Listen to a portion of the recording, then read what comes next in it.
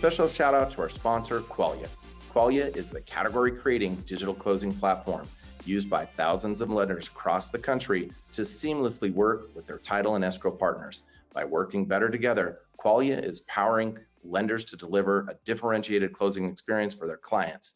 Through real-time communications, closing status updates, and workflow management, Qualia brings lenders together with home buyers and sellers, title and escrow agents, and real estate agents for a secure and seamless closing experience. Qualia is proud to have been awarded the Housing Wire Tech 100 Award for real estate, as well as CB Insights FinTech 250 Award. Discover how you can work more efficiently with your title and escrow partners at qualia.com/innovators. That's QUALIA.com/innovators. Well, hey, everybody, and Happy New Year. If this is your first time joining us, welcome to the Mortgage Innovators Podcast, where we deliver fresh and hopefully entertaining insights on all things mortgage and the innovation that propels our industry forward. My name is Sue Woodard, and this week we're featuring a previously recorded segment from last year's wonderful Mortgage Innovators Conference. In this episode, we're going to learn more about the Spectrum of Closing Eligibility with the help of Camelia Martin, Head of Industry and Regulatory Affairs over at Snapdocs. But before we begin, don't forget the Mortgage Innovators Conference 2022, The Power of Innovation, is back in person for an experience you do not want to miss. We can't wait for you to join us. It's May 2nd through the 4th, 2022, and it's going to be held at the Hilton Anaheim. For the latest information on registration and sponsorship opportunities, just head to mortgageinnovators.com/conference. Once again, that's mortgageinnovators.com/conference. And now, enjoy today's episode. Good afternoon, everyone. I'm Camelia Martin, and I head up Industry and Regulatory Affairs at Snapdocs, a leading provider of closing solutions for the mortgage industry. I'm thrilled to be with you here today and to be part of this year's Mortgage Innovators Conference. At Snapdocs, we're obsessed with perfecting the mortgage closing process for everyone involved, including the borrower, lender, notary, and settlement agent. Founded in 2013, we power more than 3 million mortgage closings per year. We've also built one of the largest mortgage closing networks in the industry, and more than 300 lenders, 27,000 settlement agents, and 110,000 notaries use Snapdocs to close mortgage loans every day. The topic we'd like to talk to you about today is the spectrum of digital mortgage closings, and also shed some light on the factors that have led to the variety in the types of closings we see today. So first, what do we mean by spectrum of digital mortgage closings? The term digital mortgage closing broadly refers to the digitization of one or all aspects of the closing process. Because of this, there are countless permutations, but they all fall into three core types. First, you have the traditional wedding closing, where all of the closing documents are wedding signed.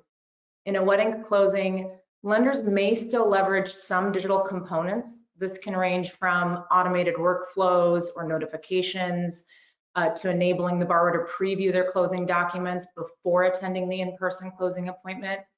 But in any case, it reverts back to a fully analog process at the closing table. Next, you have what is commonly referred to as a hybrid e-closing.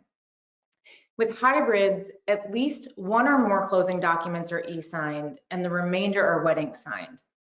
This means that the borrower might even be able to e-sign some portion of the closing documents before the in-person closing appointment. If any of the notarized documents will be e-signed, then one form of e-notarization would be used, either in-person electronic notarization or IPEN, or remote online notarization or RON. And hybrid e-closings can also include an electronic promissory note or e-notes if the promissory note will be e-signed. Finally, we have the Holy Grail, the full e-closing. All of the closing documents are e-signed. Any documents that require notarization are e-notarized via IPEN or RON, and the note would also be an e-note.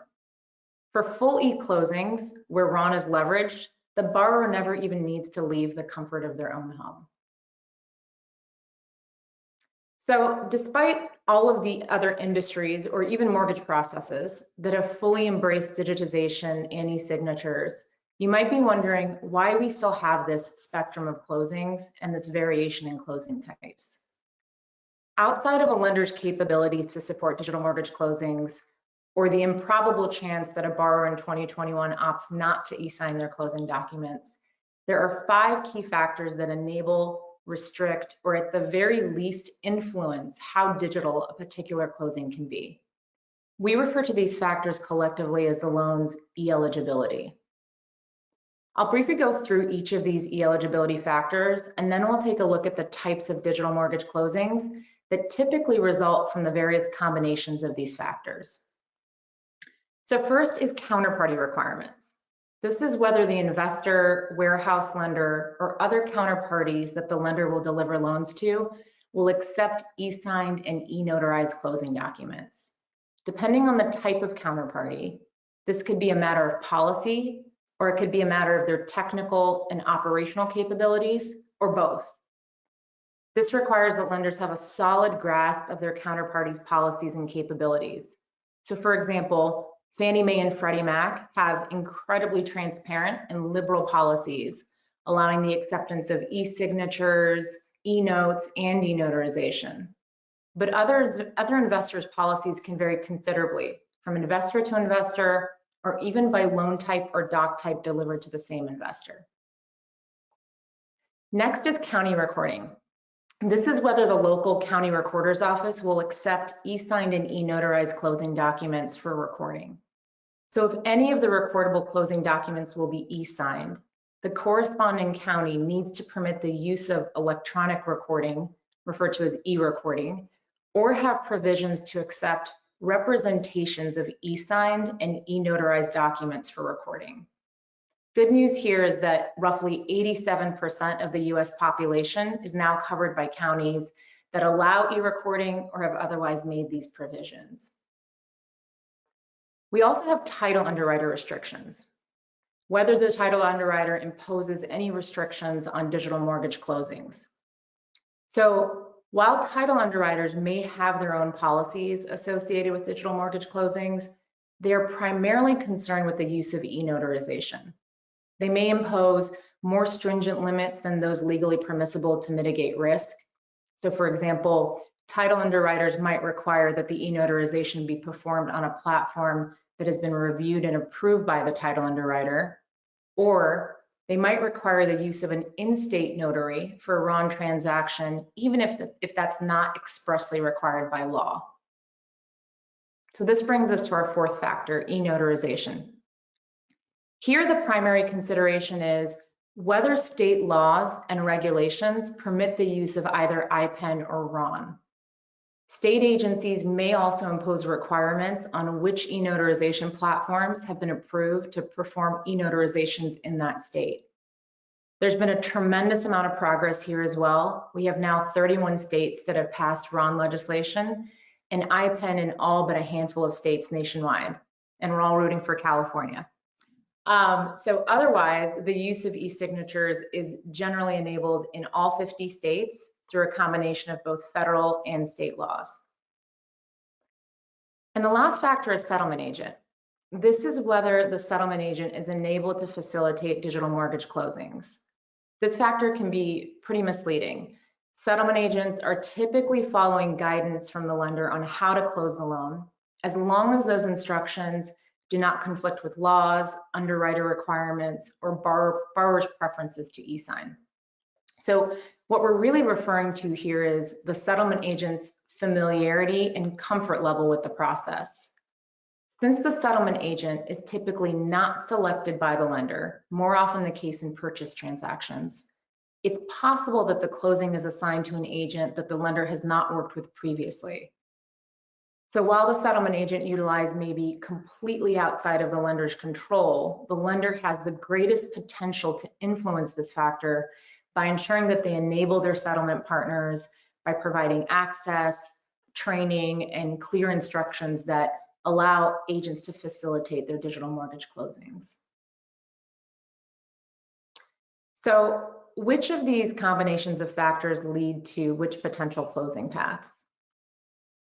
If the borrower opts out of e-signing closing documents, if the e-eligibility of a loan is constrained by several factors, or significantly impacted by one factor, for example, the investor will not accept any e-sign documents, or simply the lender does not have a solution implemented to support e-signing closing documents, you're likely to end up with a wet closing. However, if eligibility factors allow for some portion of the closing documents to be e-signed, or the lender is not able to determine which investor the loan will be delivered to before the closing, and most, if not all of their investors will accept some, and in many cases the same closing documents to be e-signed, that's typically the recipe for a hybrid e-closing, and hybrids remain the most common form of e-closings today. In fact, more than 70% of the closings that run through Snapdocs are some form of hybrid. This is also a popular choice for closings for lenders that deliver to a multitude of investors and wish to maximize their liquidity options on the secondary market. And finally, when all 5 e-eligibility factors perfectly align, so the investor is willing to accept e-signed and e-notarized closing docs, the lender's warehouse lender is willing to fund an e-note, the state permits at least one form of e-notarization, the county allows e-recording, the title underwriter and the settlement agent are enabling the e-closing. This provides a clear path for a full e-closing. So with all of these factors, the variability in them, and in most cases, the limited control the lender has over them, the spectrum of closings we see today is proof that digitization has still found a way into mortgage closings. Whether it's digitizing components of a wet closing, hybrid e-closings, or full e-closings, lenders are making incremental progress alongside their counterparties and alongside the progress that's being made by other stakeholders that are moving the needle on all 5 of these factors. So if you walk away from this chat today thinking, there's some complexity to implementing digital mortgage closings effectively, you're right. And if you walk away thinking, this isn't rocket science and I can leverage e-eligibility factors to optimize my approach to digital mortgage closings, you're also right. At its core, what we're talking about is the basic concept of leveraging data to make better decisions. And that's why it's important to select partners who understand the data, who understand the factors behind these closings, just as well as they do the tech that enables them. At Snapdocs, we recognize that closings fall on a spectrum, that there isn't a one-size-fits-all approach, and that in order for lenders to truly be able to scale their digitization efforts, their closing solution needs to meet them where they are in this process. It needs to be both smart and flexible. Flexible enough to support every type of closing, from wet ink to full E and everything in between, and smart enough to help lenders navigate these e-eligibility factors and select the best closing type for each transaction. Thank you so much for listening to today's episode. And if you like what you heard, make sure to subscribe to the Mortgage Innovators YouTube channel or wherever you podcast. Until next time, cheers, everybody.